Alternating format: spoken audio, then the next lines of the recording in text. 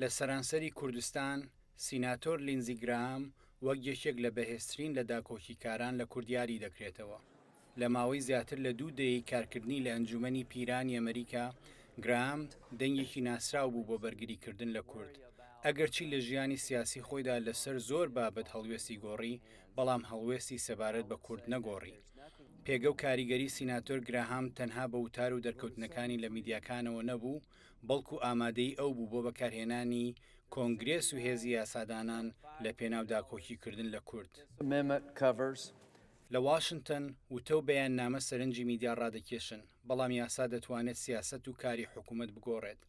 یاسا دەتوانێت سزا بسەپێنێت، بودجێ حکوومەت سنووردار بکات و بەرپرسانی حکومی ناچار بکات وەڵامی پرسیاری قورسی ئەندامانی کۆنگرێس بدەنەوە. بۆیە تەنانەت هەڕەشەی پێشنیازکردنی یاسا کاریگەری خۆی هەیە. سیناتۆر لینزی گرام هەوڵی دەدا پشگیری لە کورد دەوتارەوە بگوازێتەوە بۆ زمانی یاسادانان و بەکارهێنانی هێزی کۆنگرێس بۆ داکۆکیکردن لە کورد. یەکێک لە گرنگترین کارەکانی گراهام لە سەردەمی شەڕی دژی داعشدا هات. ئەو یەکێک بوو لە دانەرانی یاسایەک لە ساڵی 2015 کە ڕێگەی بە حکوومەتی ئەمریکادا ڕاستەوخۆ چەک و یارمەتی سەربازی و ڕاهێنان بۆ هێزەکانی پێشمەرگە لە عێراق و سووریا دابین بکات. گرام دەیوت کە هێزەکانی پێشمەرگە باشترین هاوپەیمانی سەربازی ئەمریکان و شایستەی پشگیری و هاوکاری ڕاستەوخۆن.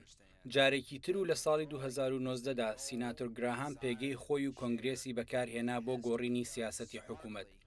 دوای ئەوەی حکوومەتی ئەمریکا بڕیاری کشانەوەی هێزەکانی ئەمریکای لە بەشێک لە باکووری ڕۆژهەڵاتی سووریادا و تورکیاش دەستی کرد بە هێرشکردنە سەر شەڕبانان، گراهام لەگەڵ سیناتۆری دموکرات کریس ڤان هۆڵن پرۆژە یاسایەکی بۆ سزادانی تورکیا پێشکەش کرد.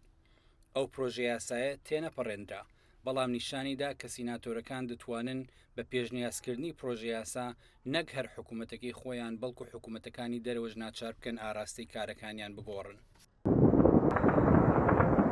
لە سەرەتای ئەم ساڵدا پاژەوی هێزەکانی حکوومەتی نوێی سووریا چەندین جار هێرشیان کردە سەر هێزەکانی سووریا دیموکرات، سیناتۆر گرام پرۆژە یاسای کورد بپارێزەی پێشکەش کرد. ئەو پرۆژە یاسایە داوای سزادانی ئەو کەسولایەنانە دەکات کە بەشدار دەبن لە هێرشکردنە سەر هەسەدا.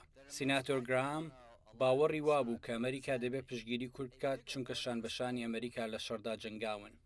بۆ زۆرێک لە کورد لینزی گرام بە لێدوان و هەڵوێستەکانی ناسراوە، بەڵام ناوی ئەو لە مێژووی پەیوەندیەکانی کورد و واشنگتندا تەنها بە لێدوانەکانی نامێنێتەوە، بەڵکو بە پێشنیازکردنی یاسا، پشتیوانیکردنی پێشمەرگە و بەکارهێنانی هێزی کۆنگرێس بۆ داکۆکیکردن لە کورد دەمێنێتەوە.